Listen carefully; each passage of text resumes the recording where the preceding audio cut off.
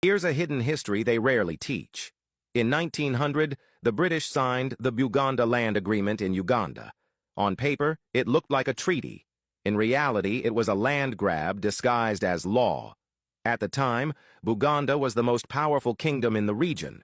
Britain wanted control, not just of Uganda's politics, but of its land. So they pressured Buganda's chiefs into signing a treaty written in English legal terms they barely understood. The agreement carved up Uganda's land into 3 parts. A small portion was handed to Buganda's king and chiefs, turning them into landlords. The vast majority, over 9,000 square miles, was declared Crown land, owned by Britain. Ordinary Buganda lost access to the land they had always farmed, becoming tenants on what had once been theirs. This was classic colonial strategy: empower a few elites to create division, then seize the majority of land for the empire. The chiefs who signed became wealthy landlords, while the masses paid rent and taxes to the very people who had betrayed them.